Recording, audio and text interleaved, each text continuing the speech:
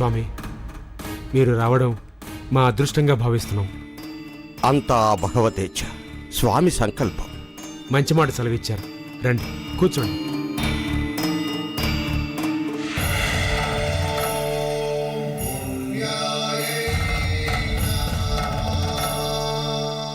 నాయన గోకులకృష్ణ, పీఠంలో మూల విరాట్టుకు స్వరార్చన చెయ్యాలనే తలంపు కలిగింది బాబు. తప్పకుండా చేస్తాను స్వామి. కృతిలో రాశాను, దానికి నువ్వు స్వరాలు కూర్చాలి.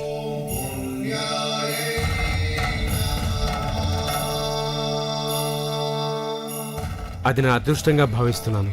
ఆ దేవుడిచ్చిన వరం అనుకుంటాను. స్వామి, ఓ చిన్న విన్నపం. అమ్మ పద్మావతి, స్వామి, నా శిష్యురాలు పద్మావతి మీరు అనుమతిస్తే మీ ముందు గీతాలాపన చేస్తుంది. అలాగే నాయనా. మహాప్రసాదం.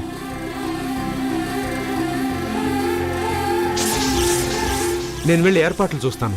మంచి.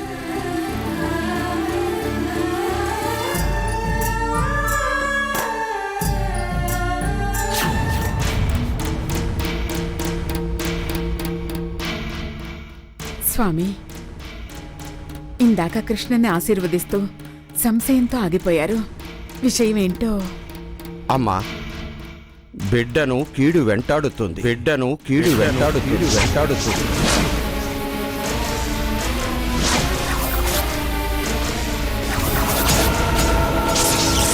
మాసంలో పెద్ద గండం ఉంది,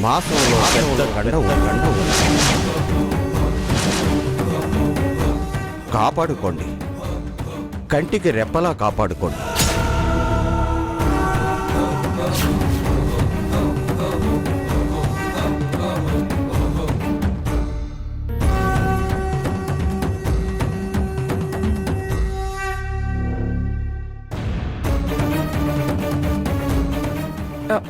ఏం కీడు స్వామి? చెప్పలేవు. ఎంతకైనా దారి తీయొచ్చు, కాపాడుకోవడం ధర్మం.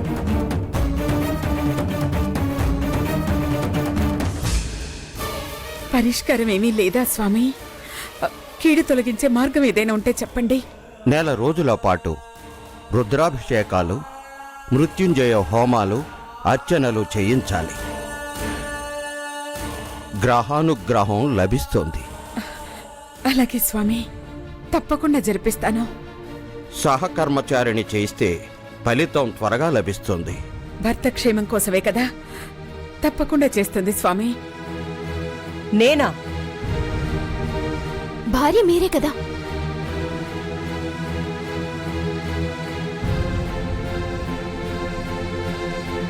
స్వామి, ఈ విషయం కృష్ణకి తెలియనివ్వకండి. అలాగే.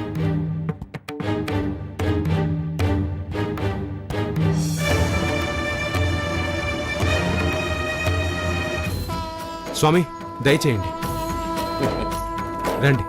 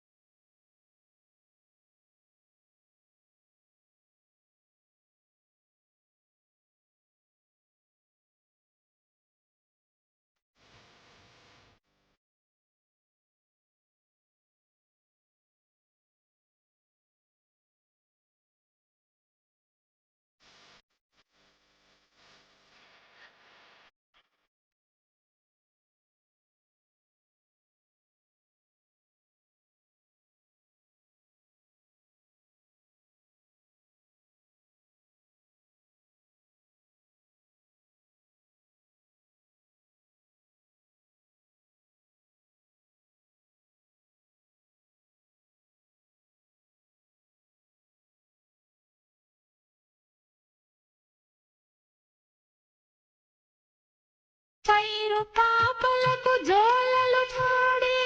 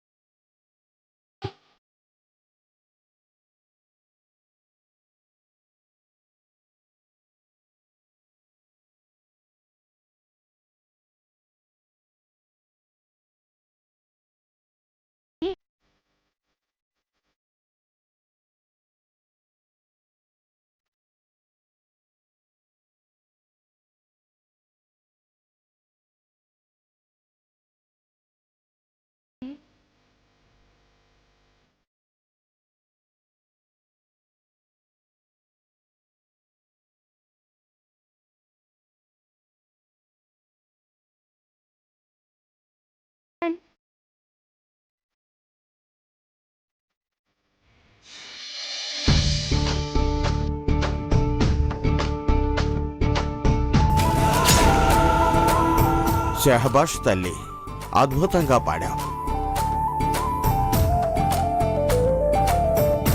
అమోఘంగా పాడావు. ఇంత చిన్న వయసులో ఇంతటి విద్వత్తు ఆ సరస్వతీదేవి అనుగ్రహమే.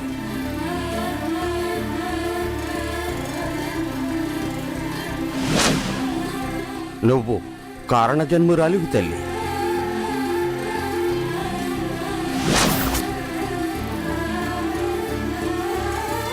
నాయనా కృష్ణ,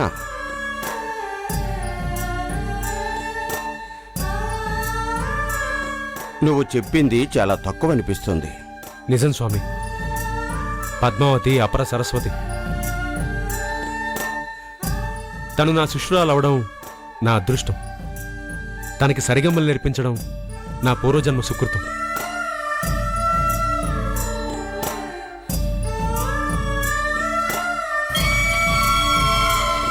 పద్మావతి సంగీత ప్రపంచంలో నా పేరుని శాశ్వతంగా నిలుపుతుందనే విశ్వాసం నాకుంది స్వామి.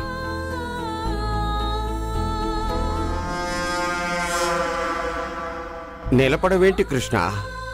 నీ పేరున ఒక స్వరాన్ని సృష్టించి సంగీతకారుల మదిలో ఎప్పుడూ నిలిచేలా చేస్తుంది. స్వామి, పద్మావతి పాడిన పాటకి ఆ ఆదిదేవుడు పరవశించిపోయి ఉంటాడు. మీ పీఠంలో జరగబోయే మూలవిరాట్ స్వరార్చనని నాతో పాటు తనతోనూ చేయిస్తాను. శుభం. ఈ పీఠం ద్వారా నీ పేరు, తన పేరు విశ్వవ్యాప్తం అవుతుంది నాయనా. ధన్యుణ్ణి స్వామి. సరే కృష్ణ, ఇక నేను బయలుదేరతాను. పీఠం నుంచి కబురు వస్తుంది. ఇష్ట కార్యసిద్ధి ప్రాప్తిరస్తు.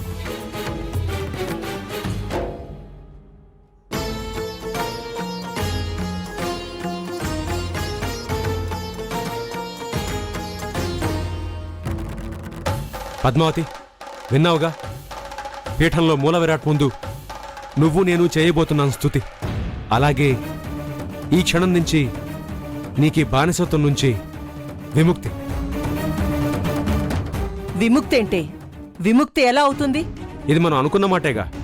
పీఠాధిపతుల వారు ప్రశంసిస్తే పద్మావతి బానిసత్వం నుంచి విముక్తురాలవుతుందని. అవును కదే. ఎంతకాలం ఈ చెర అంటే పీఠాధిపతుల వారి ముందు పాడి శభాష్ అనిపించుకునేంత వరకు అని. మీరనుకున్న మాటేమో. నేను అంగీకారం చెప్పలేదు. అంటే మేం వేరు నువ్వు వేరా? అక్కడ పందెం కట్టింది నేను. ఇప్పుడు సెలవిస్తోంది నేను. నేను అంగీకరించాలి కదా. ధర్మాయ్!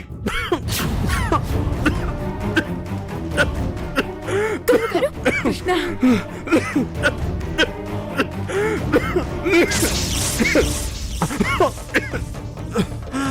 చూడు, నీ అంగీకారంతో పని లేదు. పద్మావతి నా శిష్యురాలు. నేను అనుమతిస్తున్నాను. శిష్యరికం వేరు, ఒప్పందం వేరు. ఆ ఒప్పందం ఇప్పుడు రద్దయింది. తను వెళ్ళడానికి వీల్లేదు. ఎలా ఆపుతావో నేను చూస్తాను. పద్మావతి, నువ్వు వెళ్ళమ్మా. ఏంటి మీరు చూసేది? ఎక్కడికే వెళ్ళేది? వసంత!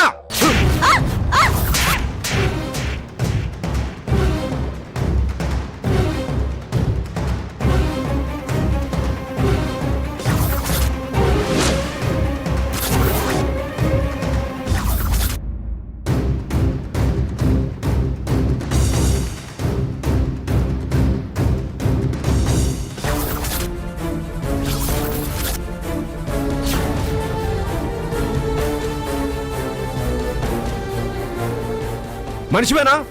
నువ్వు అసలు మనిషివేనా అని. మనిషి అన్నాక మాట మీద ఉండాలి.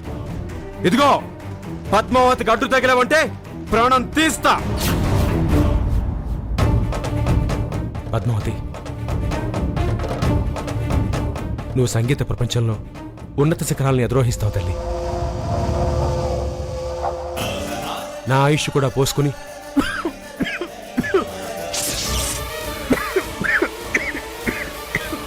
చల్లగా ఉండు తల్లి. గురువుగారు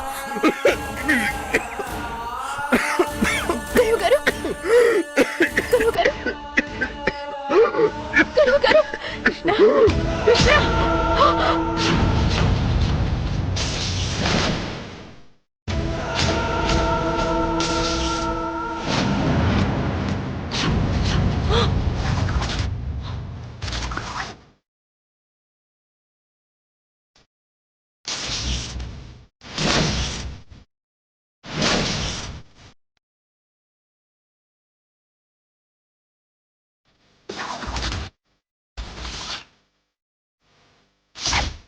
అమ్మా, బిడ్డను కీడు వెంటాడుతుంది. మాసంలో పెద్ద గండం ఉంది. కృష్ణ,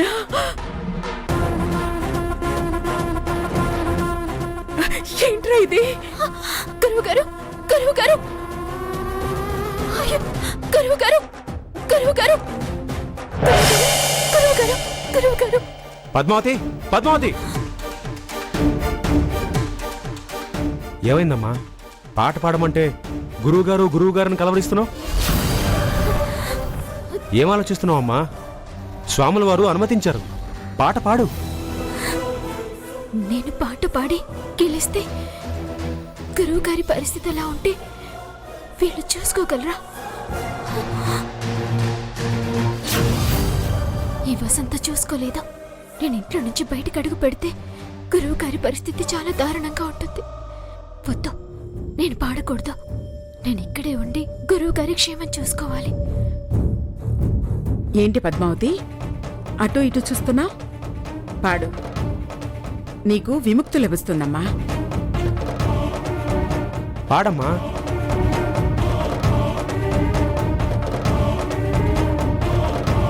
పద్మావతి, పాడమ్మా.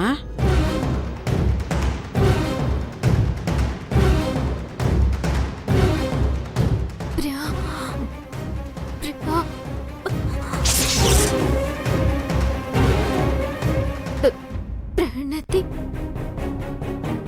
ప్రణతి ఆపమ్మా. ఏమిటి కృష్ణ, ఇదేనా నీ శిష్యర్కం?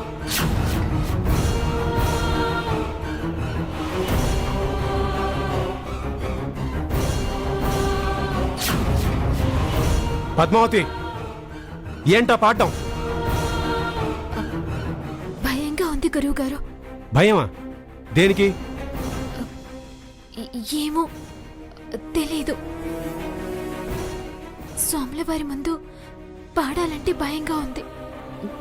గొంతు పెకరడం లేదు.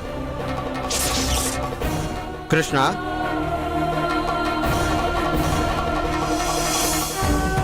ఉండవలసింది భయం కాదు, నిబద్ధత, తపస్సు, అంకిత భావం.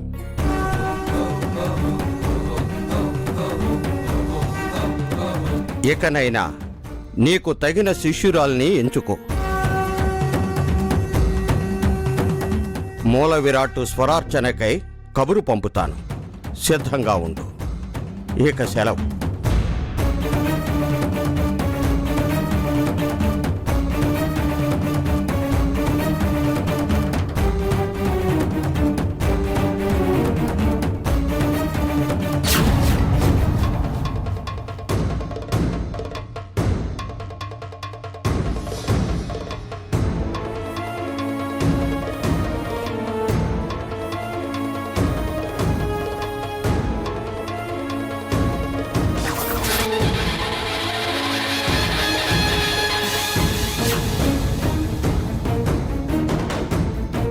ఏంటి పద్మావతి, మంచి అవకాశాన్ని చేజార్చుకున్నావు.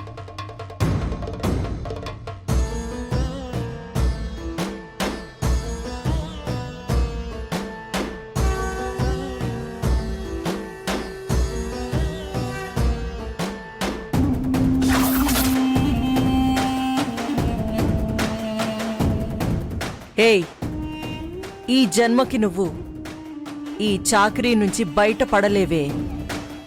ఎప్పటికీ నీ బతుకు ఈ చెరలోనేనే.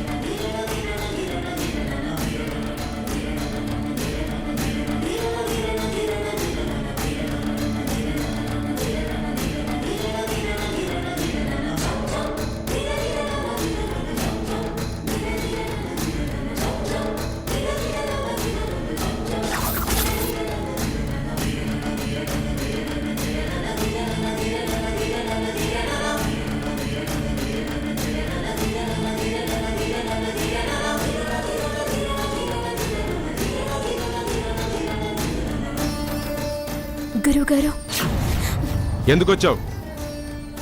ఇంకా తీయాల్సిన పరువు మర్యాదలు ఏమైనా మిగిలిన్నాయా? ఏం మిగిలేని వచ్చావు? క్షమించండి గురువుగారు.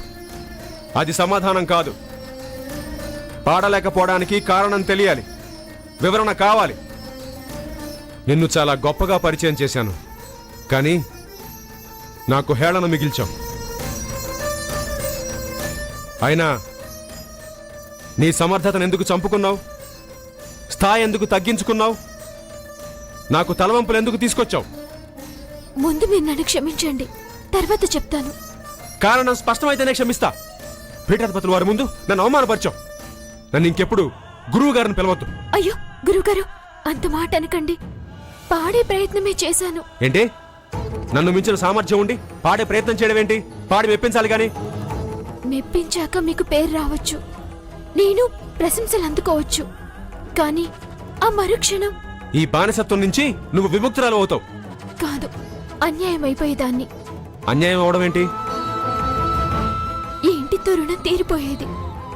మీ శిష్యురాలిగా మీ ప్రేమకు దూరం అయ్యేదాన్ని. విద్య పూర్తయిందన్న తృప్తి దక్కేదే కాదు, మీరంతగా దూరం అయ్యేవారు. మిమ్మల్ని అందరినీ విడిచి వెళ్ళలేకే స్వరం తగ్గించుకున్నాను, కానీ మీకు చెడ్డ పేరు తేవాలని కాదు గురువుగారు. అంటే మనుషుల మీద మమకారం పెంచుకుని సరస్వతిని చిన్నబుచ్చావా? మిమ్మల్ని అందరినీ వదిలి వెళ్ళడానికి నా మనసు అంగీకరించలేదు.